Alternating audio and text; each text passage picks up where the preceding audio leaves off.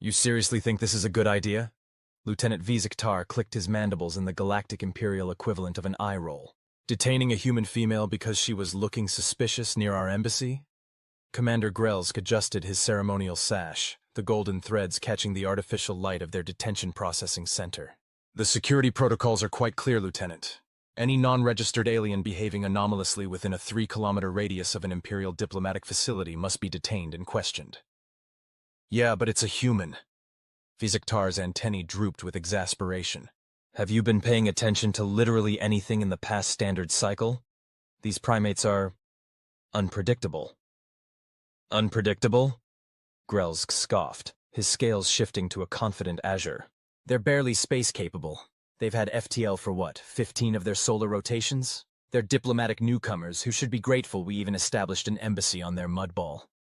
The detention cell door slid open with a soft pneumatic hiss, revealing a human female sitting calmly on the single bench. Her dark hair was pulled back in a tight knot, and her eyes, an unsettling shade of green that reminded Vkr'lak of the toxic swamps of Zelaran 4, surveyed them with unnerving steadiness. "Good afternoon, gentlemen," she said, her voice carrying none of the fear or anxiety typical of most species when detained by Imperial forces. "I believe there's been a misunderstanding." Grelsk puffed up his chest sacs, a display of dominance that would have sent any properly socialized being into submissive posturing. "Citizen of Earth, you have been detained under Imperial Security Code 47B for suspicious activity near a designated diplomatic zone. You will answer our questions truthfully and completely." The human's lips curled slightly upward. Vkr'lak recognized it as a smile, though his cultural sensitivity training had emphasized that human smiles could indicate anything from pleasure to murderous intent. This particular smile made his exoskeleton itch. "My name is Jessica Reynolds," she said, standing up with a fluid grace that seemed at odds with human physiology. "And while I'm happy to answer your questions, I should inform you that my husband will be expecting me home for dinner in approximately 2 hours. Your domestic arrangements are irrelevant," Grelsk declared, tapping information into his datapad.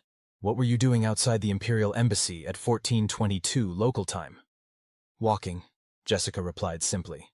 "It's a nice day, and your embassy happens to be on my usual route." Vkr'lak shifted uncomfortably. Something about this human was off.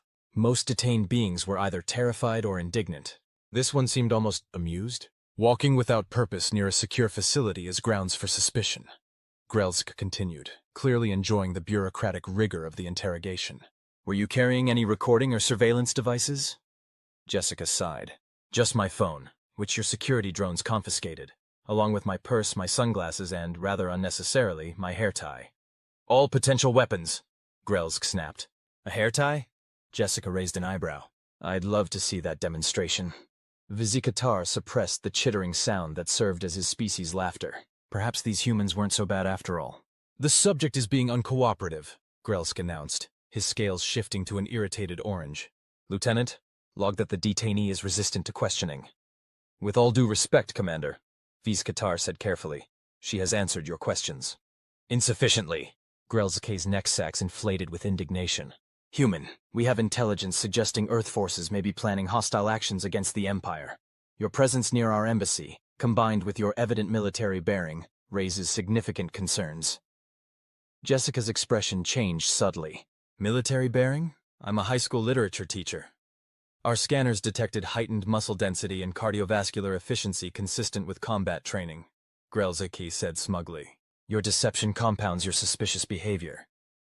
For the first time, Jessica's calm facade cracked slightly. "Not with fear," Vkr'lak noted with growing unease, "but with something that looked remarkably like pity." "I do CrossFit," she said flatly. "It's a human exercise regimen, and yoga, and I run marathons, none of which, last I checked, was a crime under Galactic Imperial law." Grelsk leaned forward, his face tentacles twitching with authority. "We'll be holding you for extended questioning. The standard detention period is 7 local days, during which—" "That won't work for me," Jessica interrupted, her voice now cool and precise. "As I mentioned, my husband is expecting me for dinner. We're having his parents over, and I promised to make lasagna." Vkr'lak felt his exoskeleton constrict with sudden dread. There was something in her tone that triggered his survival instincts, the same instincts that had kept him alive during the Regelian border skirmishes. "Your domestic obligations are irrelevant to Imperial security concerns," Grelsk said dismissively. Jessica sighed and glanced at her wrist, where a simple timepiece circled. Let me be more specific. My husband, Master Sergeant Daniel Reynolds, United States Army 5th Special Forces Group, will be expecting me home. When I don't arrive, he will call my phone. When I don't answer, he will track my phone's location to your embassy. And approximately 45 minutes after that, things will get complicated. Vkr'lak's antennae went rigid with alarm. He had read the classified brief on human military specialists. The document had been disturbingly light on details but heavy on warning symbols. Are you threatening Imperial officers? Grelsk sputtered, his scales now cycling through patterns that indicated confusion and outrage. Not at all, Jessica said pleasantly. I'm simply informing you of the most probable sequence of events based on established precedent. My husband is very protective, and your detention facility's security systems are, frankly, outdated by about 300 years by Imperial standards. I noticed at least 7 exploitable vulnerabilities just on my way to this cell. Preposterous! Vkr'lak exclaimed. Our security is impenetrable. Jessica shrugged. You're still using Thraxian encryption protocols on your main gate. The Thraxians sold those algorithms to everyone after the mid-rim taxation dispute. And your biometric scanners can't even differentiate between individual humans, can they? Vkr'lak felt his hemolymph run cold. She was right. The budget cuts had forced them to install outdated security systems, and the scanner issue was a known defect they'd been promised would be fixed next fiscal cycle for the past 3 cycles. Commander, Vkr'lak said quietly. Perhaps we should— Silence, Lieutenant! Grelsk snapped. This is clearly an attempt at psychological manipulation. The human is bluffing. Jessica leaned back against the wall, looking completely relaxed. Did you know that human special forces operators are trained to function on minimal sleep for weeks? My husband once tracked a high-value target through the Hindu Kush Mountains for 11 days straight, on foot, in winter, with a broken rib. I fail to see the relevance, Grelsk said, though Vkr'lak noticed his commander's scales had shifted to a more anxious pattern. The relevance, Jessica continued conversationally, is that your embassy is located in Colorado Springs, which my husband knows like the back of his hand. He trained there for 6 years. The topography, weather patterns, guard rotations, he's got it all memorized. Vkr'lak had studied enough human idioms to understand the general meaning of the back of his hand, and it did nothing to ease the growing knot of anxiety in his thoracic cavity. Furthermore, Jessica added, glancing at her watch again, my husband isn't just any sniper. He holds the record for the longest confirmed kill in his unit. Though that's classified, so I probably shouldn't be telling you this. Vkr'lak's confidence was visibly wavering. This is clearly an attempt to intimidate Imperial officers, which is itself a violation of Galactic Code 34C, Section 12, Paragraph 7. Jessica finished for him. I know. I teach a module on galactic law to my advanced placement seniors. It's an elective. A notification chimed on Vkr'lak's datapad. He checked it and felt his exoskeleton nearly detach from his body in panic. Commander, he whispered urgently. Central Command just issued a code yellow for this region. There's been unusual activity detected at the human military base 30 kilometers from here. Coincidence, Grelsk declared, though his voice had risen an octave. Oh, Jessica said, looking at her watch once more. That's probably just shift change. Unless— What time is it exactly? Vkr'lak checked his chronometer. 16:32 local time. Jessica nodded thoughtfully. Ah, then that would be Daniel checking my location. I have a tracker in my phone. You know, basic human security measures. It's probably pinging as being inside your embassy now. Absurd, Grelsk muttered, though with noticeably less conviction.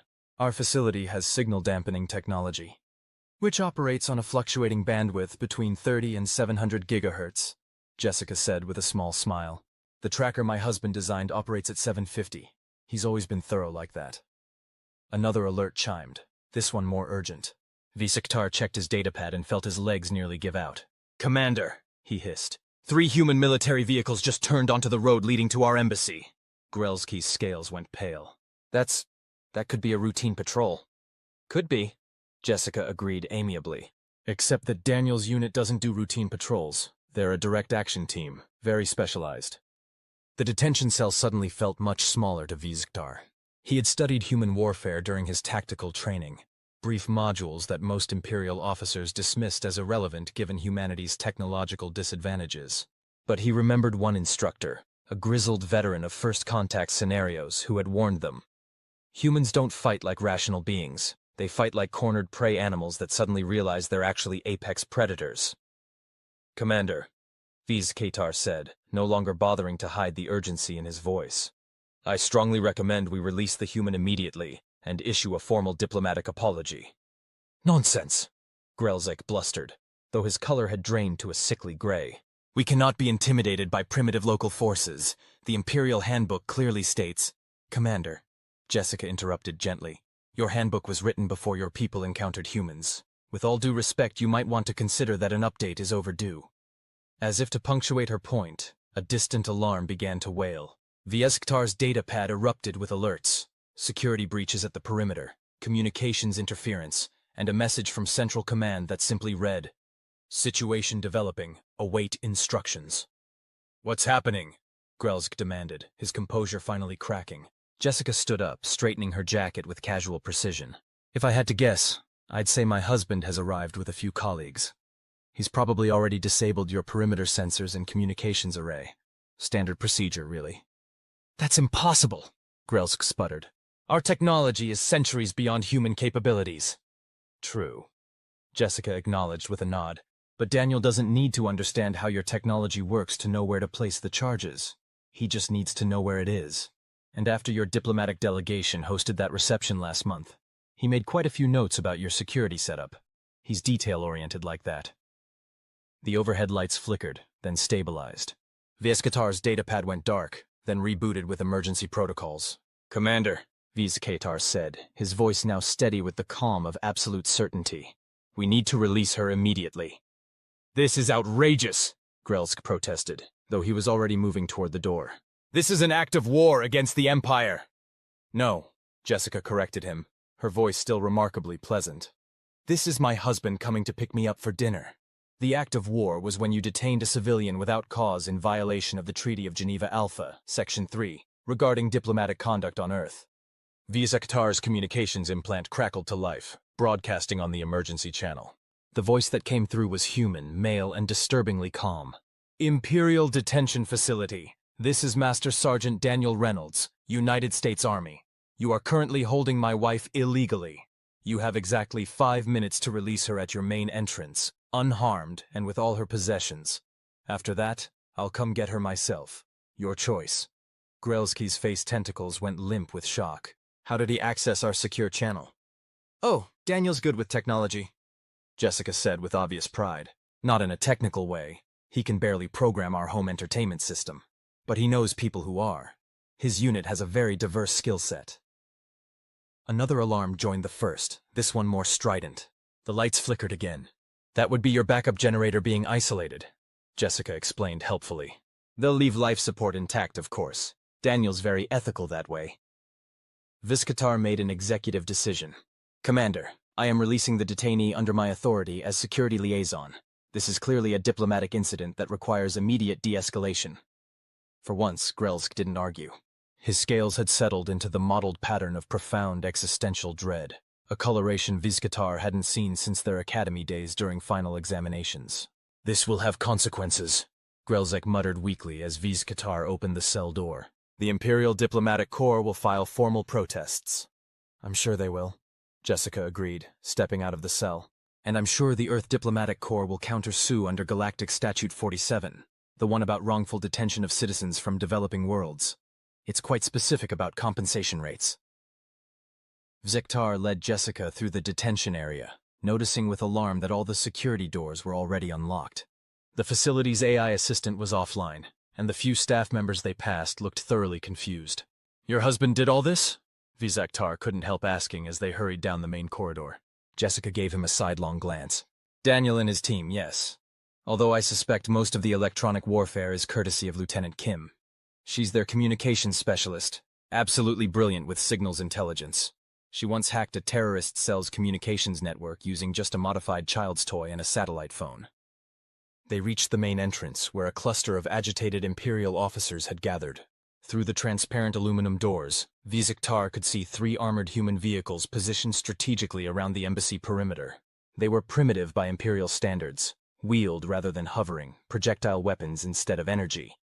but somehow that made them more menacing, not less. "Commander Grelsk," one of the officers reported, "the humans have established a perimeter and disabled our defensive systems. Central Command is not responding to our emergency signals." "That's because you're broadcasting on a frequency they can't receive," Jessica pointed out helpfully. "Your transmission array has been recalibrated to send everything to what I believe is the equivalent of your Imperial non-emergency services line. You know, the one for reporting minor code violations and noise complaints." Grelzki's color shifted to a deep, humiliated purple. "Release her," he ordered, no longer bothering to maintain any pretense of protocol, "and return her possessions immediately." An aide scurried forward with Jessica's confiscated items: a small handbag, a communication device, eyewear, and the mysterious hair tie that had been classified as a potential weapon. "Thank you," Jessica said politely, gathering her belongings. She expertly rewound her hair into its previous configuration, securing it with the elastic band in a motion too quick for Vkr'lak to analyze for potential combat applications. "Lieutenant Vkr'lak," Grelsk said stiffly, "escort the human to the entrance and ensure she is safely transferred to the human forces." Vkr'lak nodded and gestured for Jessica to follow him to the doors. As they walked, he couldn't contain his curiosity. "Mrs. Reynolds," he said quietly, "may I ask you something?" "Of course," she replied. "You knew this would happen the moment we detained you, didn't you?" Jessica adjusted her bag on her shoulder. "Let's just say I've been through similar scenarios before.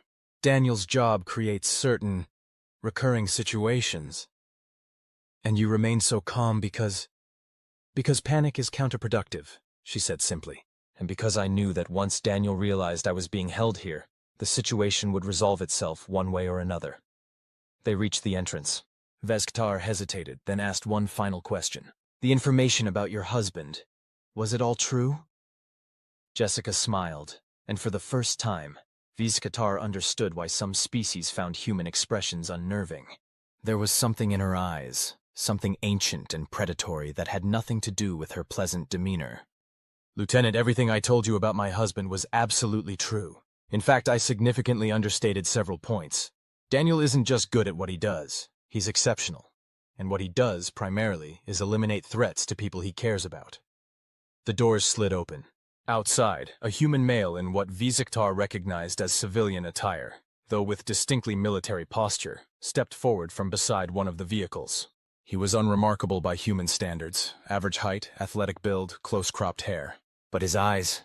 Vkr'lak felt a primordial shiver run through his exoskeleton. Those eyes had the flat, patient look of an apex predator. "Hey, Jess," the human called casually, as though this were a routine social encounter. "Ready for dinner? Your lasagna has a tight timeline." Jessica turned to Vkr'lak with a final, genuine smile. "Thank you for your assistance, Lieutenant. I hope the rest of your diplomatic posting on Earth is less eventful." She walked out to meet her husband, who wrapped an arm around her shoulders in what Vkr'lak's cultural training identified as a protective gesture. The man glanced up at the embassy, his gaze sweeping over the building in what was clearly a tactical assessment, before settling briefly on Vkr'lak himself. Their eyes met for just a moment, but in that instant, Vkr'lak understood something fundamental about humans that no Imperial briefing had managed to convey. They didn't fight like soldiers. They fought like people protecting their families, and that made them infinitely more dangerous than any soldier. Daniel Reynolds gave Vkr'lak a small nod, acknowledgement, perhaps even respect from one professional to another, before turning away. The couple walked unhurriedly to their vehicle, where several other humans waited. There was no triumphalism, no posturing, no victory celebrations. They simply left. Vkr'lak watched as the vehicles departed with military precision, maintaining formation until they disappeared around a bend in the road. Only then did he become aware that Commander Grelsk had joined him at the entrance. "This incident will not be included in official reports," Grelski said quietly, his scales now a subdued, embarrassed beige. "Central Command need not be troubled with minor security exercises." "Understood, Commander," Vkr'lak replied, keeping his tone neutral despite the surge of vindication he felt. "Perhaps this would be an appropriate time to review our detention protocols regarding local species." Grelski's neck sacs deflated in resignation. "Your recommendation is noted, Lieutenant. Begin drafting revisions immediately." "And, Commander?" Vkr'lak added carefully. "I believe we should also request that comprehensive briefing on human military capabilities that Central has been promising." "Yes?" Grelsk agreed, a new note of respect, or was it fear, in his voice. "I believe that would be prudent." As they turned back into the embassy, alarms still blaring around them, and staff rushing to restore systems. Vkr'lak couldn't help but think about Jessica Reynolds, literature teacher and marathon runner, and her husband, the unremarkable-looking human who had effectively neutralized an Imperial diplomatic compound without firing a single shot. The Empire had encountered thousands of species across the galaxy, warrior races with natural armor and built-in weapons, hive minds that could coordinate attacks with perfect synchronicity, beings that could manipulate energy fields or phase through solid matter. None of them had inspired the visceral unease that Vkr'lak now felt thinking about these humans. Perhaps, he reflected as he began composing his security protocol revisions, the Empire's dismissive attitude toward Earth had been somewhat premature.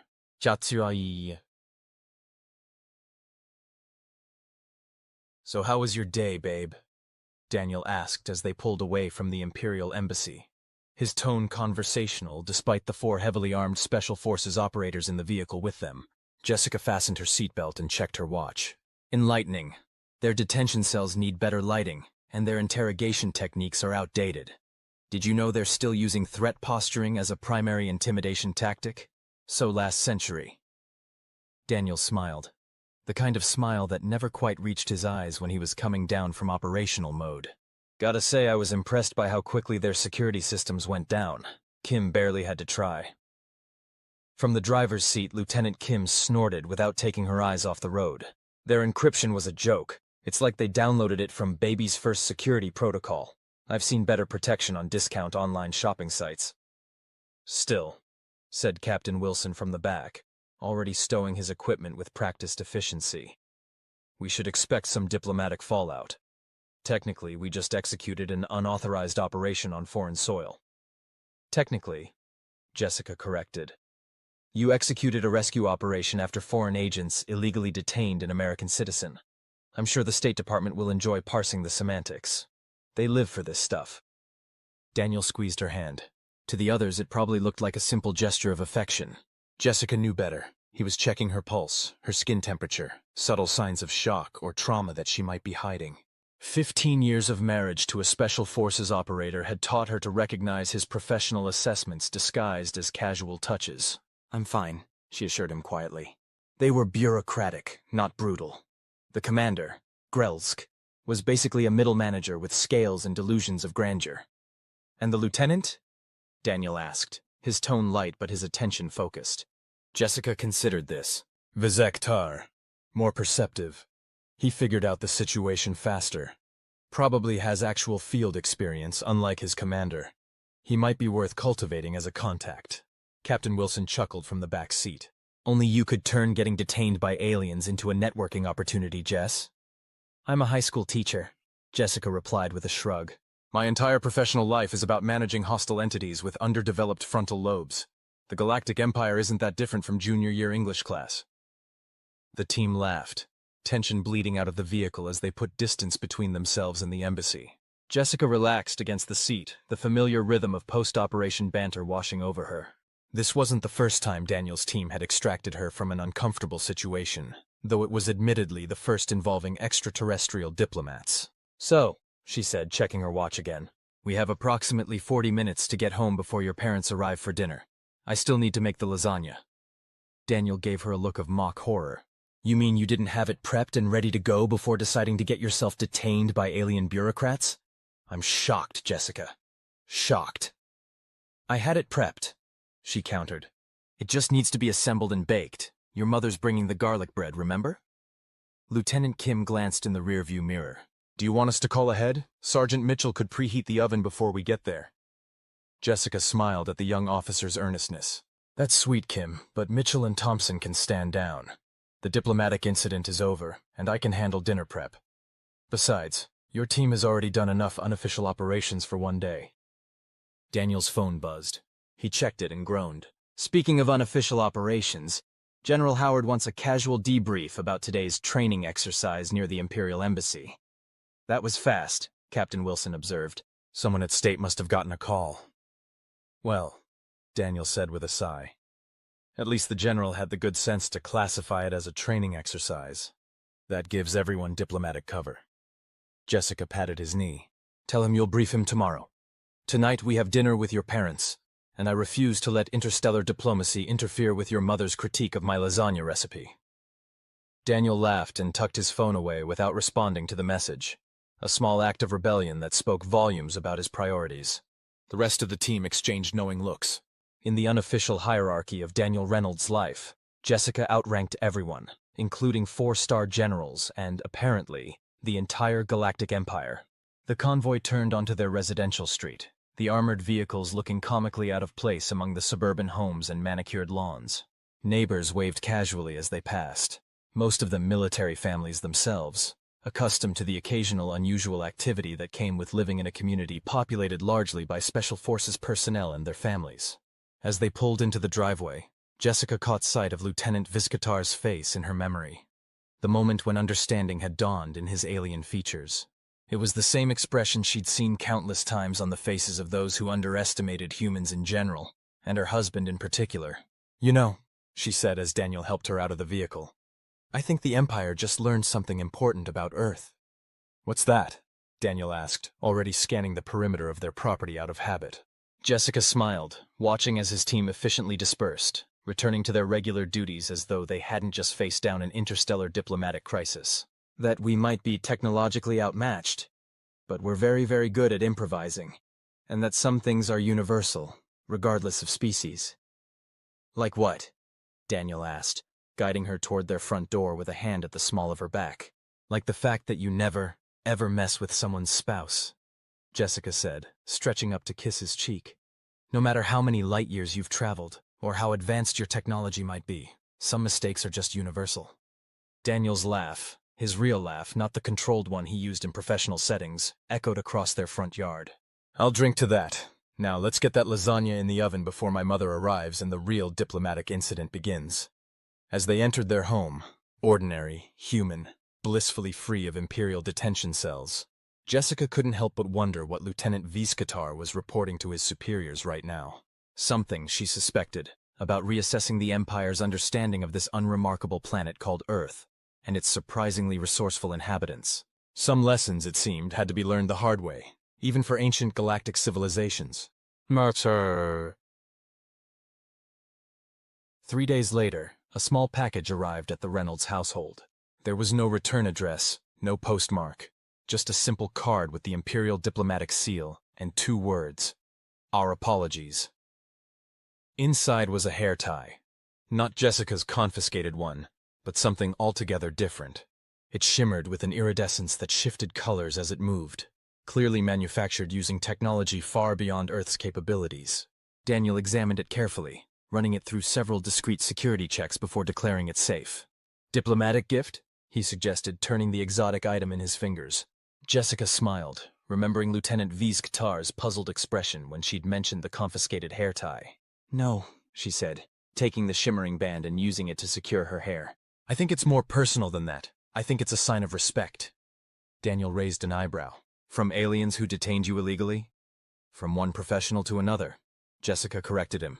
"I suspect Lieutenant Vkr'lak has more in common with you than either of you would care to admit." "How so?" Daniel asked, his expression skeptical. Jessica touched the alien hair tie, feeling its strange warmth against her skin. "You both understand what it means to protect what matters, even when the odds are against you. And you both know when to admit you've underestimated an opponent." Daniel considered this, then nodded slowly. "Fair enough, though I hope he's learned not to underestimate Earth women specifically." "Oh, I think that lesson was received loud and clear," Jessica laughed. "In fact, I wouldn't be surprised if there's a new chapter in the Imperial Diplomatic Handbook. Caution. Human females may be more dangerous than they appear." "With a subsection on literature teachers?" Daniel suggested with a grin. "Especially literature teachers," Jessica agreed. "After all, we spend our days convincing teenagers that their actions have consequences. Compared to that, educating a galactic empire is practically a vacation." In his office at the Imperial Embassy, Lieutenant Vkr'lak filed his unofficial report on human pair bonding behaviors and their implications for Imperial security protocols. His final recommendation, highlighted for emphasis, read simply: "When dealing with humans, assume family connections are tactical assets. Proceed accordingly." Commander Vkr'lak had approved the report without comment, his scales still showing traces of the embarrassed beige that had become his default coloration since the incident. Vkr'lak powered down his terminal and gazed out at the Earth's sunset, wondering if Jessica Reynolds had received his unofficial peace offering yet. The hair restraint, manufactured with Imperial nanotechnology, was technically a violation of the technology-sharing protocols. But then, as Jessica herself might say, some rules were made to be broken, especially in the name of interspecies diplomacy. Besides, he reasoned, if humans could learn to navigate the complexities of the galaxy with nothing but determination and an unnerving talent for improvisation, perhaps the Empire could learn something from them in return. Starting with a healthy respect for literature teachers with marathon runner physiques and special forces husbands. It seemed like a fair exchange. The end. What the flark is that? Vkr'lak whispered, their bioluminescent spots pulsing a panicked shade of neon purple. I think it's the new exchange student from Earth, replied Melix, adjusting their protective eye membranes to get a better look at the bipedal monstrosity that had just entered the gymnasium. That's a human? I thought they'd be smaller and less solid-looking. Vkr'lak's forearms curled protectively around their gelatinous torso. Why does it have so many hard edges? Shh, it's coming this way. The gymnasium of the Galactic Confederation Academy of Physical Sciences fell into an uneasy silence as the humans strode across the polished quantum-stabilized floor. The silence wasn't because the assembled students were being respectful. It was because most of them were busy calculating their nearest escape routes, or, in the case of the more dramatic Nebulons, mentally updating their final hollow-wills. The human, a female specimen named Jessie Kowalski, according to the terrifying rumor that had spread through the school faster than a Rigelian stomach virus, smiled at the assembled alien students. Several gasped at the sight of those flat, white structures visible between her parted lips. Were those teeth for crushing prey? Hey everyone, I'm Jessie, super excited to be part of your class, she waved enthusiastically. Professor Glexbolt, a venerable Andorian with 7 pulsating brain lobes and skin the consistency of wet tissue paper, somehow found the courage to float forward. Welcome, Earth student. We are delighted to have a representative from your, charming little death planet joining our physical education instruction. The professor's voice sacs vibrated with barely concealed terror. Oh, thanks, Jessie replied, completely missing the fact that half the class had instinctively oozed, slithered, or hovered toward the exits. So what are we playing today? I saw some equipment that looked kind of like volleyball, but with, like, anti-gravity nets. The professor's color shifted from a peaceful aquamarine to a disturbed mauve. We were planning to engage in gentle sphere passing, a non-competitive relaxation activity designed to promote interspecies harmony and minimize exertion-related injuries. Jessie's face fell slightly. Oh, cool. That sounds relaxing. Look, the thing you have to understand about humans is that we're basically space orcs. Not that we're green or anything, well, except for that one time Jessie ate those expired cheese puffs during her first week on the station. It's just that from the perspective of most sentient species in the Galactic Confederation, humans are walking, talking nightmare fuel. We evolved on a planet with 1G gravity, considered crushingly heavy by 82% of spacefaring species, with atmospheric oxygen levels that would be literally intoxicating to most aliens, and temperatures that fluctuate so wildly that most non-Earth life forms would need specialized environmental suits just to survive a typical spring day in Chicago. And that's before you even get to the really horrifying stuff, like the fact that humans regularly consume chemical compounds that would be classified as industrial-grade solvents on other worlds, or how we occasionally enjoy physical activities that deliberately cause micro-tears in our muscle fibers, for fun. Or most disturbing of all, how we can sustain serious physical damage and just keep going. So when Jessie Kowalski became the first human exchange student at the Galactic Confederation Academy, she wasn't just a curiosity. She was a walking biohazard from a Class X death world who, according to panicked research conducted by her alien classmates, could potentially survive being spaced for up to 90 seconds, could lift more than 3 times her body weight in an emergency, and, most terrifyingly, could repair broken bones. Naturally, the Academy administration had spent months preparing for her arrival. They'd reinforced the floors along her regular paths, installed emergency human containment fields in all common areas, and given every faculty member detailed protocols on what to do if the human exhibited signs of the mysterious and dreaded phenomenon known as adrenaline rush. What they weren't prepared for was how incredibly bored Jessie would be. And now, gently, I must emphasize. Pass the harmony sphere to a classmate of your choosing, remembering to respect their personal space bubble and cultural taboos regarding directional movements. Jessie sighed as she delicately tapped the iridescent, pillow-soft harmony sphere toward a trembling Zarlaxian who had 8 eye stalks and a body like a sentient cloud of gas. The sphere drifted lazily through the air at what Jessie could only describe as sloth speed, taking nearly 15 seconds to traverse the 3 meters between them. The Zarlaxian, Jessie thought its name was something like WASPs, though she still struggled with the subtle harmonics of gas-based languages, flinched dramatically as the sphere approached, causing it to bounce off one of its eye stalks and drift toward the ceiling. "Excellent restraint, Earth student," Professor Glaxbolt called out, sounding genuinely impressed. "Your control over your terrifying musculature is commendable." "Thanks," Jessie muttered, watching as 2 floatlings nervously used their telekinesis to retrieve the harmony sphere from the ceiling. This was her 3rd week at the academy, and physical education had so far consisted of 1. Mindful standing practice, which was literally just standing still while focusing on one's breathing for 45 minutes. 2. Cooperative balance enhancement, which involved pairs of students holding a lightweight rod between them and trying not to drop it. 3. And now, gentle sphere passing, which made the games they played at her 6-year-old cousin's birthday party look like extreme sports. Jessie had come to the academy excited to learn about alien culture and biology, but also hoping to join some kind of sports team. Back on Earth, she'd been captain of her high school soccer team, and had lettered in track and field. She wasn't a professional athlete or anything, just a normal, active human teenager who enjoyed the endorphin rush of a good workout. But the academy didn't seem to have any activities that would qualify as actual exercise by human standards. Even the advanced physical expression clubs, which she'd been explicitly warned were potentially dangerous, and only for the most physically resilient species, seemed to consist mainly of slightly faster walking and occasional jumping. "Professor," Jessie called out during a break when everyone was taking time to recenter their energy fields, essentially sitting or hovering quietly. "I was wondering if there are any, more active sports I could try. Maybe something with running?" The entire gymnasium went so quiet you could have heard a Mimblonian silk feather drop. Professor Glaxbilt's body actually lost structural integrity for a moment, partially melting into a puddle before reforming. "Running?" the professor repeated, as if Jessie had suggested setting the building on fire. "As in, locomoting at speed, voluntarily?" "Yeah, like for exercise? Or maybe something with jumping, or throwing?"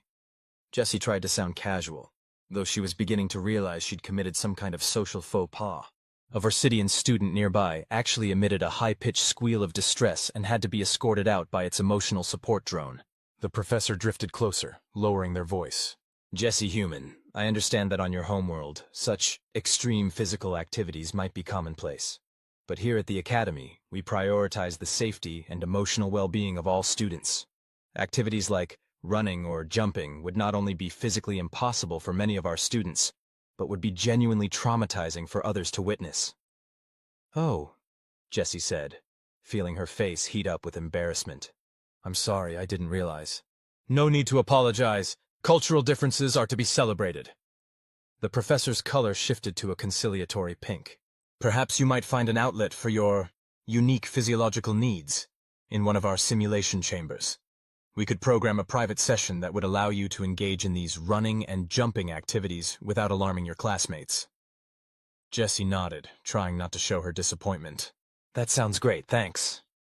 As she turned back to rejoin the class, she noticed that everyone had moved at least 2 meters farther away from her position, and several of the more anxiety-prone species had deployed personal shield generators.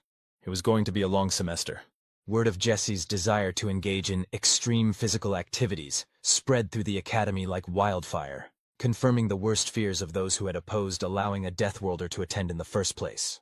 "I heard she wants to purposely elevate her heart rate," whispered Trilza, a crystalline being from the methane lakes of Proxima Centauri 6 during advanced xenobiology, like make her circulatory organ pump faster on purpose.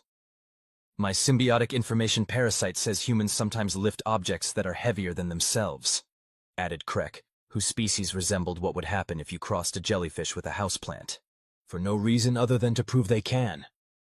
"Well, my progenitor's genetic memory fragment claims humans regularly immerse themselves in dihydrogen monoxide, voluntarily," countered Zixka, who had taken to carrying emergency desiccant packets ever since learning this disturbing fact. Melix, who had developed a cautious fascination with humanity since Jesse's arrival, attempted to defend her.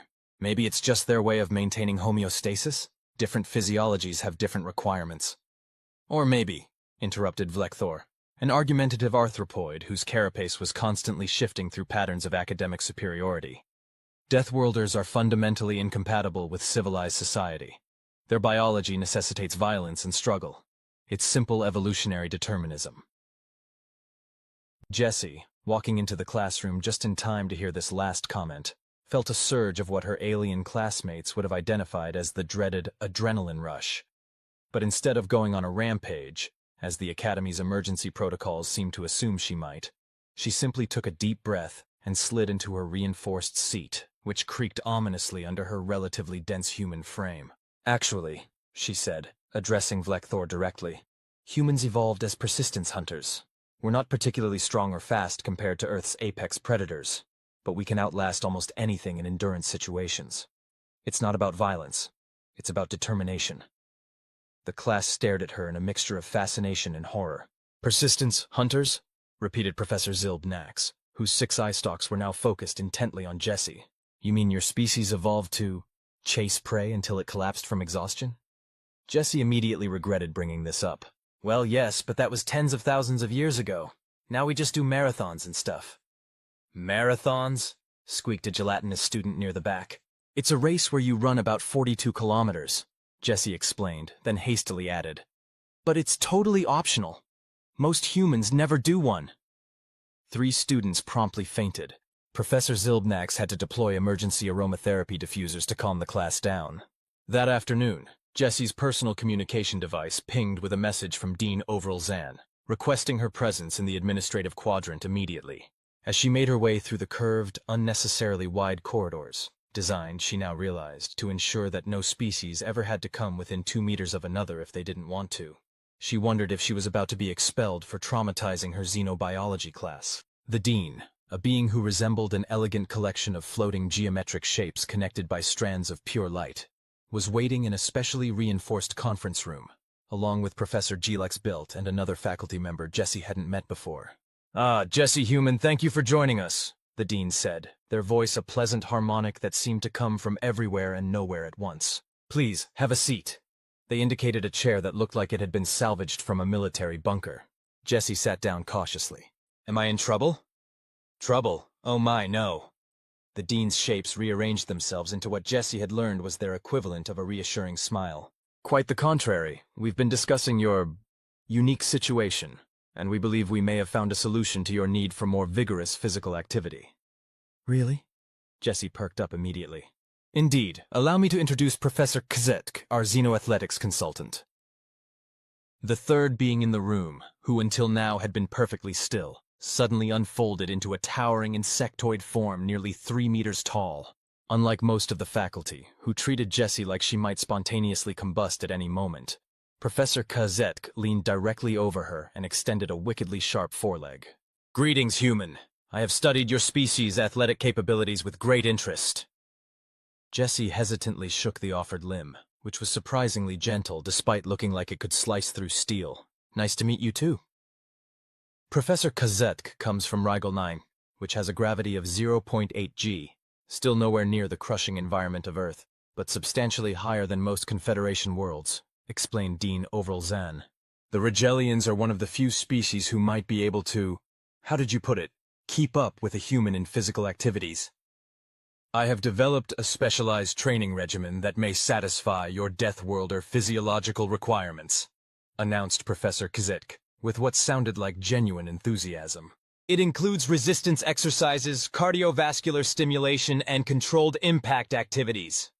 That actually sounds amazing, Jessie admitted, feeling a surge of hope for the first time in weeks. But what about the whole not traumatizing the other students thing? Dean Vkr'lak's shapes shifted into what might have been a conspiratorial configuration. We've allocated one of our remote laboratory chambers for your use. It's reinforced, soundproofed, and most importantly, not visible from any public areas of the Academy. Professor Vkr'lak has agreed to supervise these sessions personally. And you're okay with this? Jessie asked Professor Vkr'lak, who had been unusually quiet. The professor's tissue paper skin rippled slightly. I must admit, I was initially concerned. But after reviewing human medical literature, I've come to understand that denying you appropriate physical outlets could actually be detrimental to your health. As an educator, I cannot in good conscience allow that. We do have one condition, added the dean. These activities must remain strictly confidential. The psychological welfare of our more sensitive students remains a priority. Jessie nodded eagerly. Absolutely. I won't tell anyone. Thank you so much for arranging this. As she left the meeting, Jessie could hardly contain her excitement. After weeks of mindful standing and gentle sphere passing, she was finally going to get a real workout. Little did she know that her private training sessions would soon become the Academy's worst-kept secret. Did you hear? Trilza vibrated excitedly, their crystalline form catching the light from the cafeteria's ambient illumination field. The human was seen entering Laboratory Complex Delta 9 with Professor Kzetk yesterday. Delta 9? Isn't that the reinforced zone where they test exotic matter? Asked Zixka, whose bioluminescent spots had taken on a curious amber glow. Precisely. And according to my cousin's roommate's study partner, who works as a maintenance technician in that sector, they heard rhythmic impacts and vocalizations coming from inside. The small group of students huddled closer, their diverse anatomies temporarily united in shared gossip. What kind of vocalizations? Asked Melix, who had been quietly collecting data on human behavior patterns for a personal research project they hadn't quite worked up the courage to tell anyone about. Counting, in sequential numerical order, and then starting over again. Trilza was practically sparkling with excitement now. It's rumored the human was repeatedly lifting and lowering its mass against the artificial gravity field. You mean exercise? Suggested Melix. Shh, hissed Krek, extending a leafy appendage in admonishment. That's not terminology we use in polite company. Well, whatever it's called, I heard from an unreliable source that the human can move at speeds of up to 15 kilometers per hour using just its legs, added Vlekthor, who had joined the conversation despite claiming to find the topic beneath his intellectual dignity, and that it persists in this activity for up to 60 minutes without stopping for mental wellness breaks. A collective shudder ran through the group. But why would Professor Kzetk be involved? Wondered Zixka. Isn't he that scary insectoid who teaches advanced theoretical xenophysiology? Actually, came a voice from behind them, causing several members of the group to emit their species' respective versions of startled yelps. Professor Kzetk was a championship exo-athlete on Rigel 9 before pursuing an academic career. They turned to find Jessie standing there with her lunch tray, looking slightly sweaty and more energetic than they'd seen her in weeks. There was an awkward moment where no one knew quite what to say, having been caught gossiping about her. Mind if I join you guys? Jessie asked, seemingly oblivious to their discomfort. After a panicked exchange of glances, Melix was the first to recover. Of course. Please, sit. They gestured to an empty spot at their table, a spot that happened to be reinforced to accommodate human density. As Jessie sat down, the others noticed something different about her. She seemed more relaxed, content, less like she might suddenly snap and start engaging in extreme physical activities right in the middle of the cafeteria. So, ventured Trilza, curiosity overcoming caution. What exactly were you doing in Laboratory Complex Delta 9? Jessie paused in the middle of unwrapping her nutrient cube, specially formulated to meet human dietary requirements without alarming other students with the concept of chewing. I'm not really supposed to talk about it, she said carefully. This, of course, only intensified everyone's interest. Nothing spreads faster than information specifically labeled as restricted. We won't tell anyone, promised Zixka, whose species was physically incapable of keeping secrets, a fact they were apparently forgetting at the moment. Jessie looked around at their expectant faces. Well, faces being a loose term for the diverse sensory clusters focused in her direction. After weeks of being treated like a walking biohazard, it was nice to have her classmates actually interested in talking to her. Let's just say Professor Kzetk is helping me with some specialized physical education requirements for humans, she offered as a compromise. Is it true you can accelerate your body to 15 kilometers per hour? Blurted out Krek. Jessie nearly choked on her nutrient cube. What? No, that's way too slow. I used to run track back on Earth, and my best 100-meter time was around 13 seconds.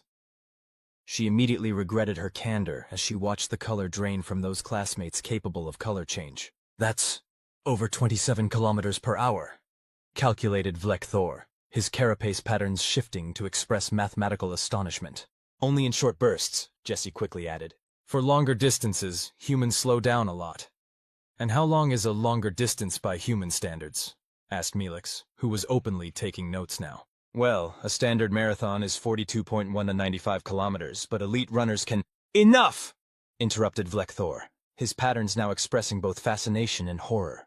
Are you claiming that humans regularly traverse distances greater than the total surface area of some inhabited moons, using only their locomotion appendages for recreation? Put that way, it did sound a bit extreme. I mean, not all humans do marathons. Most of us just need some basic cardio and strength training to stay healthy, which is what Professor Kazzetk is helping me with, Jesse explained, trying to downplay the whole thing. Too late. By dinner time, the rumor mill had transformed Jesse's private training sessions into mythic feats of Deathworlder prowess. According to the latest versions circulating through the dormitory complexes, the human could 1. Lift objects 3 times her mass above her head.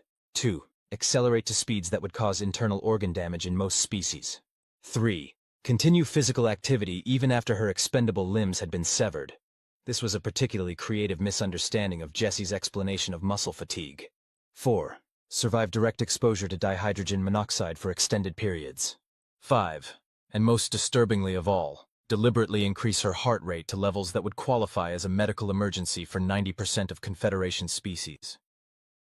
The Academy administration's attempt to keep Jesse's physical activities private had backfired spectacularly. Now, instead of being feared and avoided, she found herself the subject of morbid fascination, the xenobiological equivalent of a gruesome traffic accident that no one could look away from. I don't understand. Dean Overalzan's geometric shapes arranged themselves in a pattern of administrative confusion. The entire purpose of the private training arrangement was to prevent disruption to the academic environment. Now we have students lurking around Laboratory Complex Delta 9 trying to catch glimpses of the human engaged in physical activities. Professor Galaxbelt's tissue paper skin crinkled apologetically. It appears we may have underestimated the natural curiosity of our student body, esteemed Dean. Perhaps we should consider a different approach, suggested Professor Kazzetk, whose booming voice caused the Dean's light strands to flicker in surprise. What kind of approach? Asked the Dean warily. Educational demonstration! Professor Kazzetk's mandibles clicked with enthusiasm. Rather than treating human physical capabilities as something to be hidden, we could present them in a controlled scientific context. The Dean's shapes rearranged themselves in a pattern indicating deep skepticism. You want to put the Deathworlder's abilities on display? Like some sort of performance? Not a performance, interjected Professor Glexbelet thoughtfully. A cultural exchange. After all, the purpose of our exchange program is to promote mutual understanding between different species. Perhaps we've been approaching this from the wrong angle. I've already discussed the possibility with Jessie Human, added Professor Kazzetk. She is open to the idea, provided it is presented respectfully and with proper context. And you believe our students can handle observing Deathworlder exercises without psychological trauma? The Dean's voice carried heavy skepticism. We could make attendance voluntary, suggested Professor Glexblot, with extensive trigger warnings and emotional support drones on standby. The Dean's shapes whirled in what might have been the equivalent of a sigh. Very well, but I want complete safety protocols in place, and if there's even a single stress-molting incident, we're shutting it down immediately. The announcement appeared on the Academy's neural network the next day. Notice: Voluntary Educational Seminar. Comparative Physiology, Human Physical Capabilities in Context. Presented by Professor Kazzetk and Earth Exchange student Jesse Kowalski. Warning: This presentation will include demonstrations of Deathworlder physical activities including but not limited to rapid locomotion, gravity resistance exercises, and elevated cardiovascular function. Attendance is completely voluntary. Emotional support services will be available. Despite the cautionary language, or perhaps because of it, the Academy's largest lecture hall was filled to capacity on the day of the presentation. Students from every year and faculty members from departments that had nothing to do with xenobiology crowded in, many equipped with personal shield generators and emergency calming pheromone dispensers. Professor Kazzetk stood at the front of the hall, beside a visibly nervous Jessie and an elaborate array of scientific equipment. Welcome, colleagues and students! The professor's voice boomed, causing several of the more sensitive attendees to flinch. Today we have a unique opportunity to observe and understand the physiological adaptations that allow life to evolve on high-gravity, high-oxygen environments classified as death worlds. Jesse stepped forward, trying to appear as non-threatening as possible. Hi everyone. I just want to say that I'm really grateful for the chance to share a bit about human physiology with you all. I know some of our physical capabilities might seem alarming, but they're just adaptations to our home environment. Just like each of you has amazing adaptations to your own worlds. This diplomatic opening seemed to ease some of the tension in the room. Jessie saw Melix in the front row, giving her what she hoped was an encouraging gesture with 3 of their appendages. Before we begin, continued Professor Vkr'lak, I want to emphasize that humans are not inherently dangerous or aggressive. Their physical capabilities are simply the result of evolving on a planet with specific environmental pressures. Jessie has agreed to demonstrate some typical human physical activities, with full biometric monitoring for educational purposes. What followed was essentially a gym class demonstration that would have been utterly unremarkable on Earth, but which left the Academy audience alternately gasping in horror and buzzing with fascinated discussion.